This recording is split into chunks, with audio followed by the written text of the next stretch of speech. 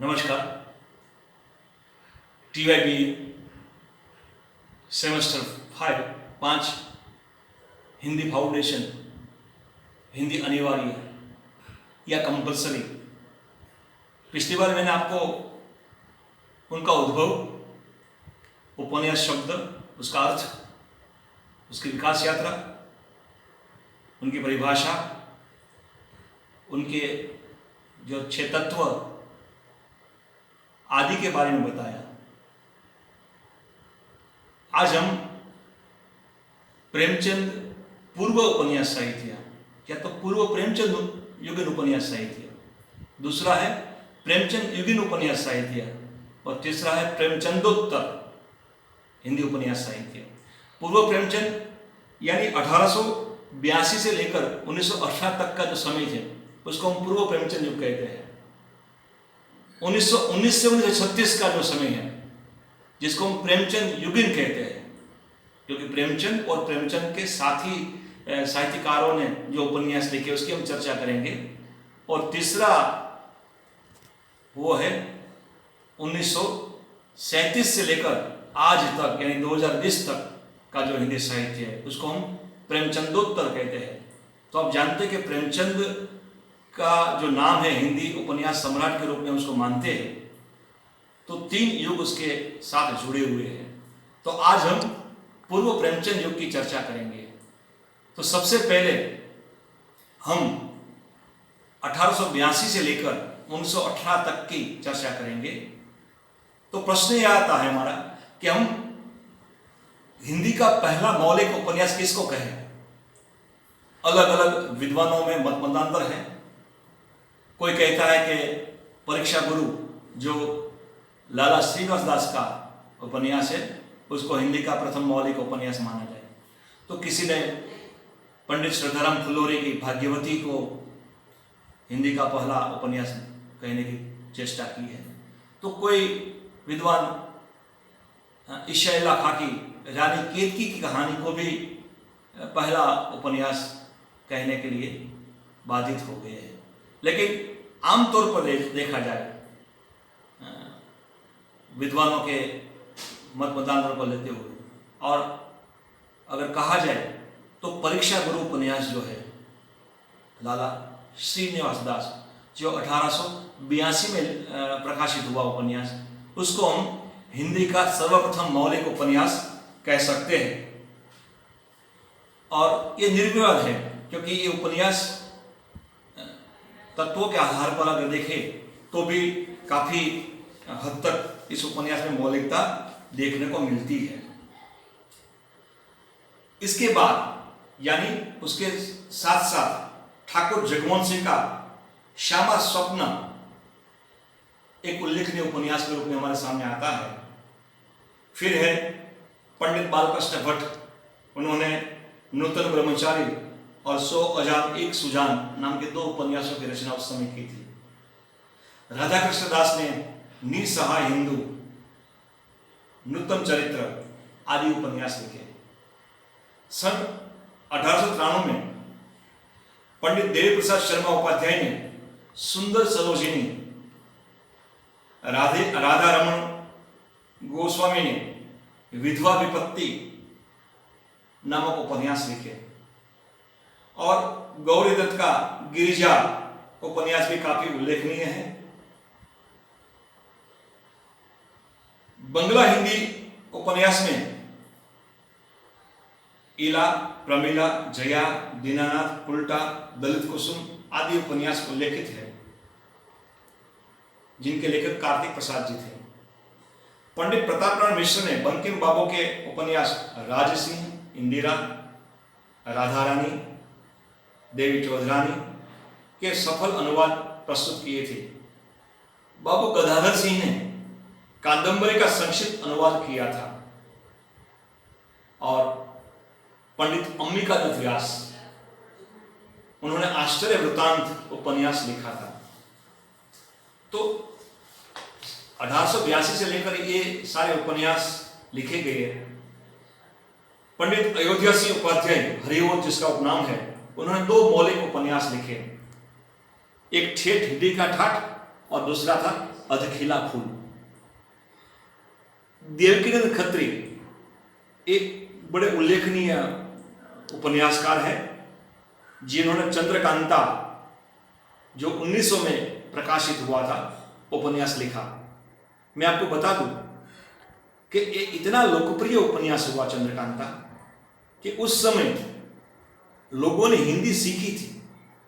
जो लोग नहीं जानते थे उन्होंने हिंदी सीखकर ये उपन्यास पढ़ा और ये पूरी दूरदर्शन पर पूरी सीरियल भी आ गई है। आप जानते हैं तिलस्मी है, अय्यारी है, जादू टोने वाली ये कथा है चंद्रकांता। तो उस समय देवकीनंद खत्री का ये उपन्यास काफ़ी पॉपुलर हुआ था, बड़ा प्रतिभाशाली उपन्यास रहा था। और उसने चंद्रकांता संतति जैसे 2 उपन्यास लिखे। भूतनाथ के 6 भाग लिखने के उपरांत उनका देहावसान हो गया। उनकी भाषा अत्यंत सरल थी, आम लोगों की समझ में आए ऐसी भाषा में देवकीनंद खत्री ने ये उपन्यासों की रचना की। तो दूसरे हैं किशोरीलाल गोस्वामी। करीब 60-70 उपन्यास उसने लिखे, सामाजिक, ऐतिहासिक आदि सब उपन्यास लिखे, जिनमें मुख्य अगर कहा जाए तो त्रिवेणी है, लीलावती है, आदर्शपद सती, राजकुमारी, फिर है पुनर्जन्म या सोत्यादाह, अंगूठी का नगीना, ये सब सामाजिक है। तो तारा, लौंग लता या आदर्श बाला, हीराबाई या बेहया का बुरखा, कनक कुसुम या मस्तानी, बंग सरोजिनी, लखनऊ की कब्र, सुल्ताना रजिया बेगम या रंगमहल में हलाल जैसे असंख्य ऐतिहासिक उपन्यासों की रचना भी किशोरीलाल गोस्वामी ने की थी। उनका एक तिलस्मी उपन्यास भी है, खूनी औरत का 7 खून, ये भी काफी उस समय उल्लेखित हुआ था। गोपाल गहमरी, उनके लगभग 200 उपन्यास उसने लिखे थे। उनमें मुख्य रूप से खूनी कौन है, अंधे की आंख, जाल राजा, 2 बहनें, सरकती लाश, बेगुनाह का खून, गुप्तचर, मायाविनी, घर का भेदी, ठन ठन गोपाल, चक्करदान चोरी, गुमनाम चिट्ठी, मेम की लाश, गाड़ी में लाश, जासूस की जवाबमर्दी आदि कई सामाजिक, ऐतिहासिक, तिलस्मी और जासूसी उपन्यासों की रचना की थी। इनमें सरल, सुबोध, सुगम हिंदी भाषा का प्रयोग मिलता है। तो इस प्रकार देखा हमने कि तिलस्मी, जासूसी, ऐतिहासिक ऐसे उपन्यास उस समय ज़्यादा प्रस्तुत हुए। ये उपन्यास काफ़ी घटना प्रधान उपन्यास इसको हम कह सकते हैं। और उस समय मेरे ख्याल से इन उपन्यासों की भरमार थी। लोग ये उपन्यास पढ़ते थे और इस उपन्यास में रहस्य भी था, कथा भी थी। लेकिन अब तक के यानी 1918 तक के जितने उपन्यास हुए या जितने उपन्यासकार आए, जितने उपन्यास लिखे, इन्होंने आदर्श या यथार्थवाद से परे होकर उपन्यास लिखने की चेष्टा की है। लेकिन जब 1919 में प्रेमचंद आए और प्रेमचंद ने अपनी तरफ से आदर्शवाद यथार्थवाद की प्रस्तावना की कि उपन्यास में आदर्शवाद भी है और साथ यथार्थवाद भी है, क्योंकि मनुष्य को उसे जमीन से जोड़ा है प्रेमचंद ने। तो ये जो हमने देखा वो है पूर्व प्रेमचंद युग। मैंने ऊपर से आपसे बात की कि कितने उपन्यासकार थे, इनके कितने उपन्यास हैं।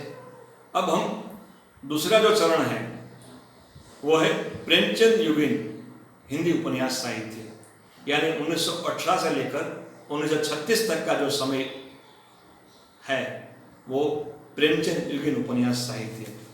तो हम जानते हैं कि प्रेमचंद युगीन उपन्यास साहित्य कैसा रहा। तो कि हम जानते हैं कि राजनीतिक अगर दौर देखा जाए, हम परतंत्र थे, अंग्रेज हम पर राज कर रहे थे, व्यक्ति अपने आप को अकेला महसूस करता था, उसका कोई रक्षक नहीं था। अंग्रेजों के डर से लोग बहुत कुछ कम लिखते थे। लेकिन 1915 में महात्मा गांधी जो साउथ अफ्रीका से, डरबन से भारत आ गए थे और उन्होंने क्विक इंडिया यानी भारत छोड़ो चळवळ प्रस्तुत कर दी थी। अंग्रेजों को भगाने के लिए उसने आंदोलनात्मक कार्यक्रम जो है वो देने के शुरू कर दिए थे। और मैं मानता हूँ तत्कालीन जो साहित्यकार है वो गांधी के इस आंदोलन के साथ जुड़ते गए। उनमें हमारे प्रेमचंद भी एक थे। तो प्रेमचंद युगीन जो उपन्यास है उसकी बात करें हम, तो उपन्यास को मानव जीवन के अत्यधिक निकट लाने का श्रेय प्रेमचंद को ही जाता है। एक आलोचक के मतानुसार प्रेमचंद के पदार्पण के पूर्व तक हिंदी उपन्यास मानव किसी अविकसित कलिका की भांति मौन, निस्पंद एवं चेतनाहीन सा हो रहा था। दिवाकर की प्रथम रश्मियों की भांति प्रेमचंद की पावन कला का पूरी स्पर्श पाकर मानो वह जाग उठा, खिल उठा और मुस्कुराने लगा। प्रेमचंद के पूर्व उपन्यास साहित्य मात्र कौतूहल की दृष्टि या सृष्टि करने वाला ही है, कौतूहल करने वाला है। लेकिन जब प्रेमचंद ने देखा व्यक्ति को, मनुष्य को जमीन से जोड़ा, उसकी समस्या को हमारे सामने रखा। प्रेमचंद ने मात्र 12 उपन्यास लिखे। कितने लिखे? 12, मात्र 12 उपन्यास। और 12वां उपन्यास उसका अधूरा था, जिसको हम वरदान या मंगलसूत्र के नाम से जानते हैं। लेकिन उसके सुपुत्र अमृत राय ने जितना वो लिखा उतना उसने प्रस्तुत कर दिया। यानी ये अधूरा उपन्यास है 12वां। एक एक उपन्यास को देखिए उसके, तो इसमें बहुत सारी समस्या, तत्कालीन समस्या को हमारे सामने रखने का प्रयास किया है। प्रेमचंद जी ने अपने उपन्यास को मानव जीवन की पृष्ठभूमि पर प्रतिष्ठित किया। मानव जीवन की पृष्ठभूमि पर प्रतिष्ठित किया। उन्होंने अपने उपन्यासों द्वारा किसानों की आर्थिक व्यवस्था, ग्रामीण जीवन की दुर्बलता, विधवाओं तथा वेश्याओं की समस्या, समाज की कुरीतियां, हिंदू मुस्लिम ऐक्य, जमींदारों तथा पुलिस के अत्याचार और तत्कालीन या गांधीयुगीन सभी प्रकार के प्रश्नों पर प्रकाश डाला है। सब उपन्यास में उसने इस बात को बताया है। जो दीनहीन, दुखी, श्रमिक, शोषित, पीड़ित लोग हैं, जिसका कोई नहीं था, उनको अपने उपन्यास में आवाज दी थी और इनके ऊपर उठाया था। जो आवाज दबी हुई थी अब तक, जो एकदम श्रमिक है, जो पीड़ा से तरबतर है, जो निर्धन है। प्रेमचंद ने 12 उपन्यास लिखे, 350 से ज्यादा कहानियां लिखी थी उसने। ये मैं उल्लेख कर दूं उसका। उन कहानियों का विषय भी ये रहा कि आपके हृदय को चोट पहुंचाए। अगर एक बार कहानी पढ़े आप, असंख्य कहानियां, कफन है, सदगति है, पंच परमेश्वर है, सज्जनता का दंड है, ठाकुर का को, बहुत सारी कहानियां हैं। कितनी कहानियों की चर्चा करें, लेकिन एक एक कहानी को देखा तो इसमें एक पीड़ा है, एक संतरास है, एक दुख है। उस दुख को प्रस्तुत करने की कोशिश की। सेवा सदन से हम शुरुआत करेंगे। सेवा सदन उनका 1918 में लिखा उपन्यास है और उनमें सुमन का जो पात्र है वो तत्कालीन वेश्याओं के जीवन की समस्या, विवाह के अवसर, दहेज की समस्या, समाज की रूढ़िवादिता, झूठा नैतिकवाद, विधवाओं की समस्या पर उसने बात बताई। फिर प्रेमाश्रय है, रूठी रानी है। प्रेमाश्रय में ग्रामीण जीवन पर आधारित है उपन्यास है। जमींदार, पटवारी, मुंशी, वकील, डॉक्टर, पुलिस अफसर आदि वर्ग का चित्रण उसमें मिलता है। तो 1925 में उसका एक उपन्यास आया था, रंगभूमि, जो बड़ा सराहनीय उपन्यास था। सूरदास का जो चरित्र था इसमें, और आप उसकी जो पहली पंक्ति देखें तो इसमें लिखा था कि सुखदास यानी क्या, तो बनाया बनाया नाम है और बनाया बनाया काम है, यानी भीख मांगना। तो यहाँ से शुरुआत की थी। इसमें सामाजिक राजनीतिक समस्याओं पर प्रकाश डाला है, इसमें नगर और ग्राम्य जीवन की समस्या पर प्रकाश डाला है। कर्तव्य, प्रेम, सुख दुख, आशा, आकांक्षा, ध्येय, अधिकार आदि को लेकर भारतीय जीवन में क्रांति की भावना के बीज बोए हैं। इस पर गांधीवादी विचारधारा का प्रभाव भी देखा जाता था, क्योंकि ये उपन्यास उस समय लिखा गया जब भारत में एक भी कल कारखाना नहीं था। लेकिन इस उपन्यास में 5 एकड़ जमीन पर मिस्टर जोसेफ, जो कल कारखाना डालना चाहते थे बनारस के पास पांडेपुर की बस्ती, और वो कारखाना सिगार का कारखाना था, और इन पर बड़ी बहस हुई और सूरदास अंत तक वो लड़ता है और लड़ते लड़ते वीरगति को प्राप्त होता है, शहीद हो जाता है। विनय सिंह वगैरह, सोफिया सब उसको साथ देते।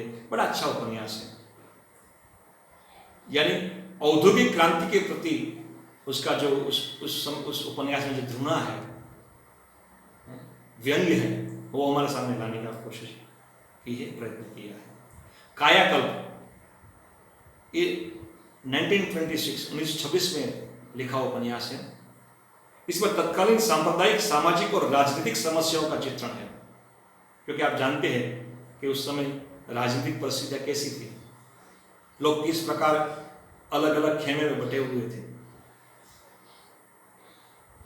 1927 में उसका एक अच्छा उपन्यास, बढ़िया उपन्यास निर्मला आया है, और निर्मला उपन्यास में विदुर का जो विवाह है और उसके दुष्परिणाम की जो समस्या है हमारे सामने लाई, और दहेज न दे सकने के कारण निर्मला की परिस्थिति या उसकी हालत कैसी होती है वो हमने देखी। कि निर्मला जो है वो 17 साल की युवती है। पूरी कथा में नहीं कहूँगा, लेकिन बड़ी अच्छी कहानी है, अच्छी कथा है, इसमें अच्छा उपन्यास लिखा है। उसका विवाह एक मुंशी तोताराम के साथ होता है, जो पेशे से वकील है, लेकिन 17 की है और मुंशी है 51 साल के, 52 साल के, उससे 3 गुने बड़े हैं। और मुंशी के जो 3 बेटे हैं, इनमें बड़ा मनसाराम, फिर जियाराम और सियाराम, ये 3 बेटे उसके हैं। तो मनसाराम जो है वो निर्मला की हम उम्र का है, और बड़ा अच्छा उपन्यास, उसकी जो कथागत विशेषता है काफी अच्छी है। और दहेज दे सकने के कारण एक युवती की क्या हालत होती है, और अंत में जब निर्मला मरती है, या मरते मरते अपनी जो ननंद है उसको क्या कहती है उसकी बेटी आशा के बारे में, कि चाहे कवारी रखिएगा, चाहे मार डालिएगा, लेकिन किसी ऐसे आदमी के गले मत मरिएगा। तो ये उनकी जो पीड़ा है, निर्मला की पीड़ा है, उस पीड़ा को इसमें प्रस्तुति मिलती है कि निर्मला ने पूरी जिंदगी किस प्रकार अभावों में और समझौते में गुजारी है। तो ये काफी दहेज समस्या को लेकर बड़ा अच्छा उपन्यास उसने लिखा है। फिर है प्रतिज्ञा उपन्यास, जो 1929 में उसने प्रकाशित किया था। इनमें प्रेम की साधना तथा कर्तव्य पक्ष के बीच समन्वय स्थापित करने के लिए यह रचना की थी। प्रेम की साधना के बीच प्रोफेसर दाननाथ और पूना। लेकिन एक बात बता दूं आपको कि हमारे जो लेखक है प्रेमचंद, वो थोड़े भीरू थे, इसलिए प्रतिज्ञा उपन्यास लिख दिया, प्रेम की बात स्पष्ट कर दी, लेकिन प्रोफेसर दाननाथ को पूना जो विधवा थी उसके साथ उसने अंत तक शादी नहीं करवाई इस उपन्यास में। हालांकि स्वयं ने, मैं बताऊंगा आपको कि स्वयं ने शिवरानी देवी जो बाल विधवा थी उससे शादी की थी, लेकिन वो प्रेमचंद के जब जीवनी के बारे में बताऊंगा तब आपको बताऊंगा कि उसने स्वयं ने एक कदम उठाया था लेकिन अपने उपन्यास में वो नहीं कह पाते और हम पर छोड़ देते, पाठकों पर छोड़ देते प्रतिज्ञा उपन्यास में। फिर गबन उपन्यास, जिसकी तो हम बड़ी अच्छी चर्चा करेंगे क्योंकि यही हमें पढ़ना है। वो 1931 में लिखा हुआ उपन्यास है और स्त्रियों का गहनों के प्रति आकर्षण तथा एक गुमराह युवक की कथा है। जालपा का जो गहनों के प्रति आकर्षण है, किसको गहने पसंद नहीं है? बचपन से ही जालपा को गहने का शौक था और गुमराह युवक माने रमानाथ कि वो कुछ करना चाहता है अपने जीवन में,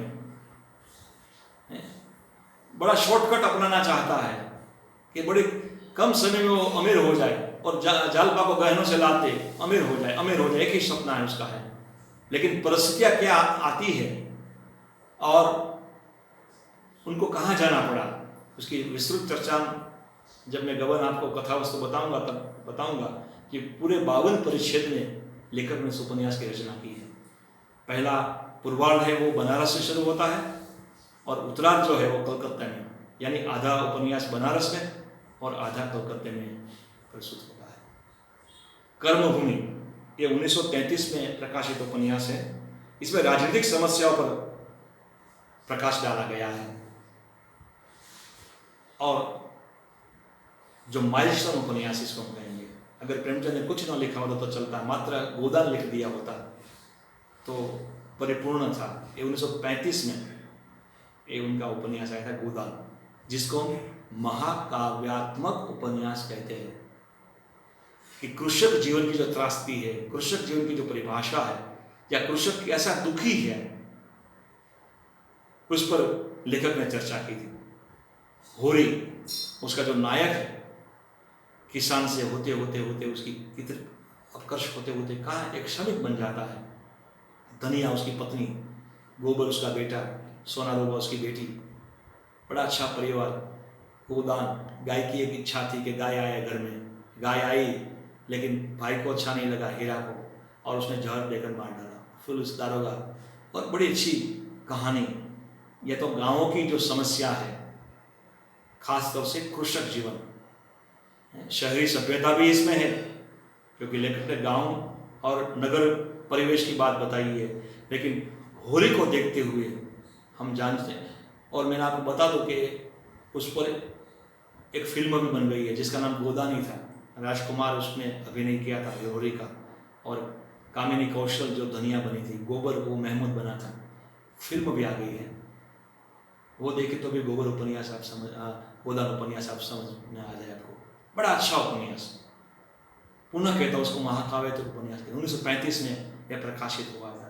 तब प्रेमचंद का स्वास्थ्य कुछ ठीक नहीं रहता था, उस समय बीमार चल रहे थे और अंत में 36 में आते आते उनका वरदान उपन्यास, जिसको हम मंगलसूत्र भी कहते हैं, जो उनके दो एक अधूरे उपन्यास रह गए।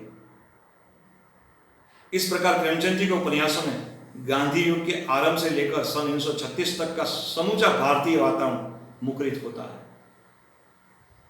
इस काल का अपना एक मूल्य है। 8 अक्टूबर 1936 प्रेमचंद का देहावसान हो जाता है, लेकिन मात्र इतने उपन्यास लिखे, लेकिन प्रेमचंद पूरे युग में छा गए।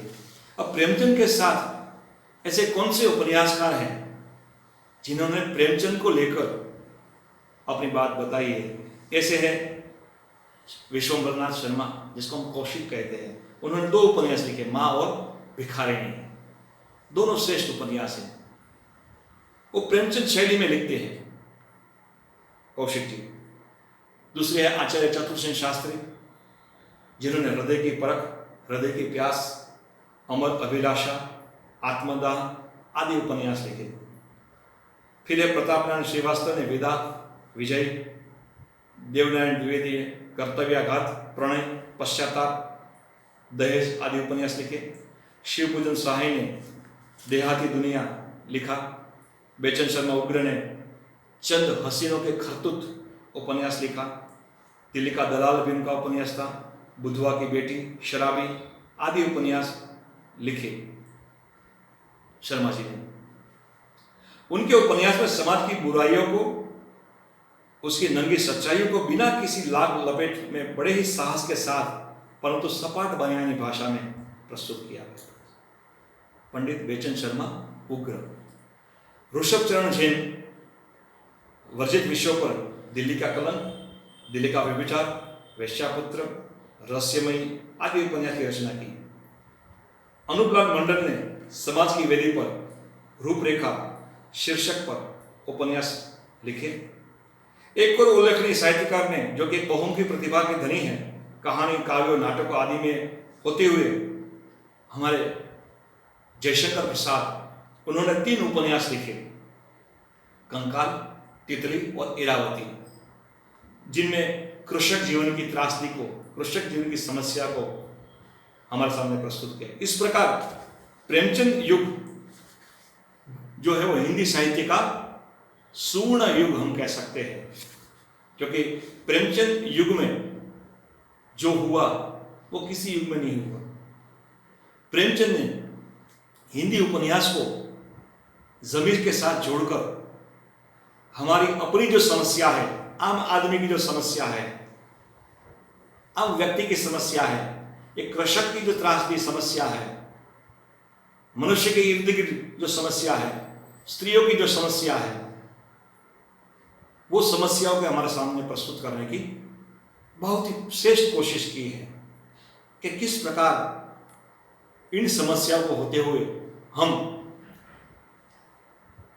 आगे आने वाले, यानी प्रेमचंदोत्तर युग में जो आने वाले उपन्यासकार है, उपन्यास है, उसकी चर्चा करें।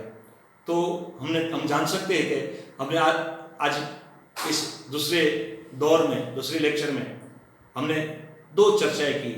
एक है पूर्व प्रेमचंद, यानी 1882 से लेकर 1918 तक, और फिर दूसरा जो दौर है, दूसरा जो समय है, वो है प्रेमचंद युगीन उपन्यास साहित्य।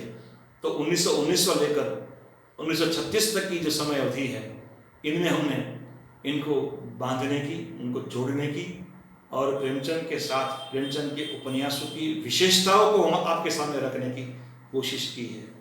तो अब हम आगे जो तीसरा चरण है, तीसरा लेक्चर हमारा होगा, इसमें हम प्रेमचंदोत्तर हिंदी उपन्यास साहित्य को देखने की कोशिश करेंगे। और हम जानते हैं कि 1936 के बाद उपन्यासों को अलग अलग विधाओं में बांटा गया है, जो है सामाजिक, ऐतिहासिक, मनोवैज्ञानिक, आंचलिक आदि सब अलग अलग विधा इसमें है।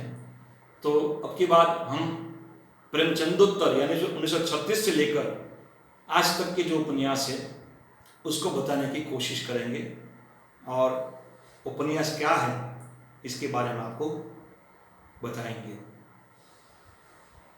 तो आपने मुझे बड़ी शांति से सुना, इसलिए आपका बहुत बहुत धन्यवाद।